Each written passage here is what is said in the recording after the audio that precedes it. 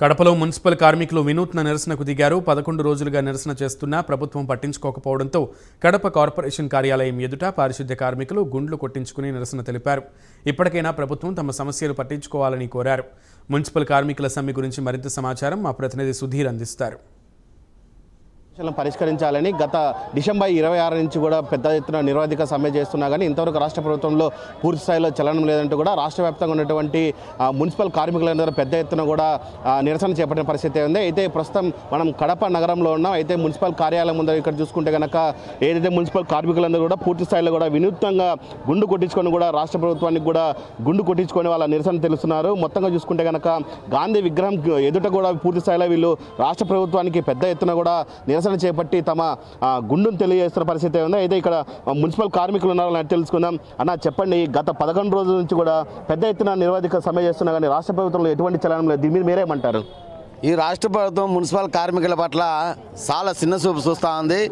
ఎందుకంటే ఈరోజు మేమేం గొంతెమ్మ కోరికలు ఏం కోరటంలా, మున్సిపల్ కార్మికులకు కనీస వేతనాలు సమాన పనికి సమాన వేతనం ఇవ్వాలని సుప్రీంకోర్టు ఆదేశాలు ఉన్నాయి.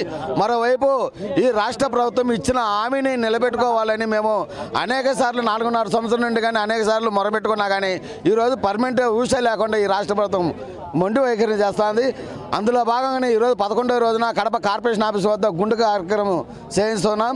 ఇదే కానీ ఇట్లే కానీ ఈ రాష్ట్ర ప్రభుత్వం వివరిస్తే కన్నా రానున్న కాలంలో పెద్ద ఎత్తున ఆందోళనకి పోయేదానికి సమ్మె కానీ అన్ని సంఘాలను కలుపుకొని అన్ని రంగాలను కలుపుకొని మేము పోయేదానికి పెద్ద ఎత్తున సిద్ధంగా ఉన్నాం. ఈ రాష్ట్ర ప్రభుత్వం ఆలోచన చేయాల్సింది ఒకటే, ఈరోజు మున్సిపల్ కార్మికులకి కావాల్సినవి ఏ అయితే ఉన్నాయో అవి ఇవ్వకుండా చాలా దారుణంగా వివరిస్తూ ఉంది.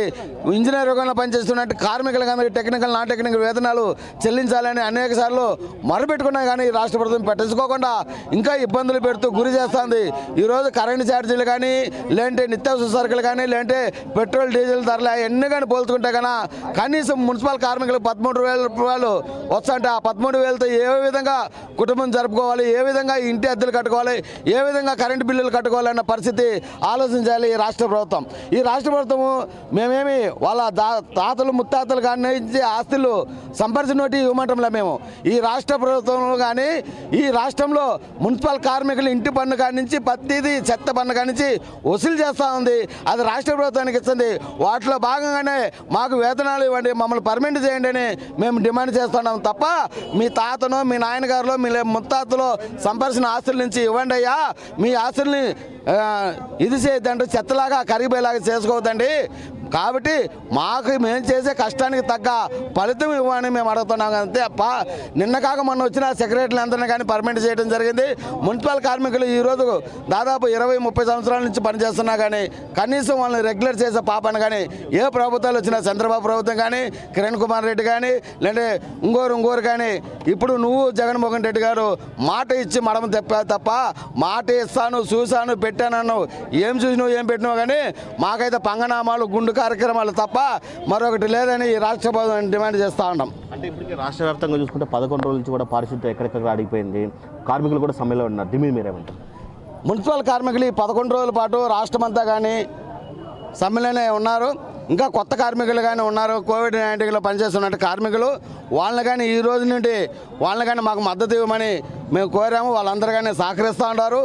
ఈ రాష్ట్ర ప్రభుత్వం మొండి వైఖరి ప్రజలు కానీ ఆలోచన చేస్తున్నారు, చూస్తున్నారు. కానీ ఎందుకంటే ఈరోజు ప్రజలు ఆలోచన చేయాలి ఒక విధంగా, అంటే ప్రజలకు మేము ఇబ్బంది పెట్టాలని ఎప్పుడూ లేదు.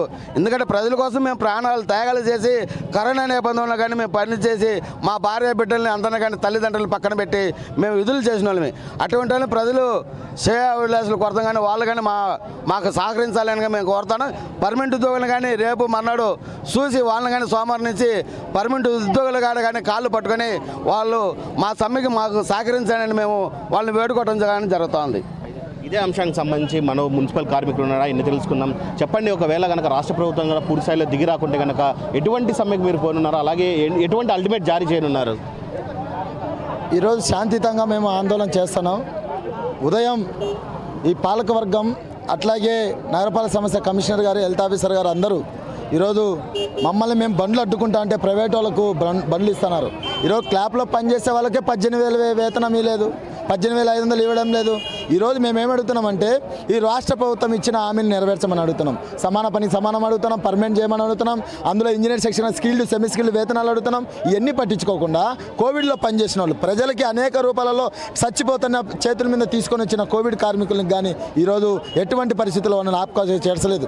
అందుకే ఈరోజు చూడండి, పంజాబ్లో సిపిఎస్ రద్దు చేసినారు. అక్కడ ఉండే అభ్యంతరం లేదు. ఈరోజు రాష్ట్ర ప్రభుత్వం మహారాష్ట్రలో కానీ సిపిఎస్ రద్దు చేసినారు. పాత విధానం అనేక రూపాలలో పర్మనెంట్ ఎంప్లాయీస్ సంబంధించి కానీ అనేక రూపాలలో ఉన్నాయి. ఈ ఉద్యమాన్ని మేము వాటర్ బంద్ చేస్తాం, ఎలక్ట్రిసిటీ బంద్ చేస్తాం, అవసరమైతే ప్రాణాలు ఇచ్చేనా మా సమస్యలు తీరేంత వరకు మేము ఆందోళనలేకపోతామని తెలియజేస్తున్నాం. అంటే ప్రభుత్వానికి మీరు ఎటువంటి అల్టిమేట్ జారీ చేస్తున్నారు? ప్రభుత్వం దిగి రాకపోతే కనుక రేపు ప్రభుత్వం కానీ దిగి రాకునింది అనుకో, ఈ రోజు లోపల చర్చలకు కానీ పిలుచుకుంటే రేపు అన్ని కార్పొరేషన్ ఆఫీసులు ముట్టడిస్తున్నాం.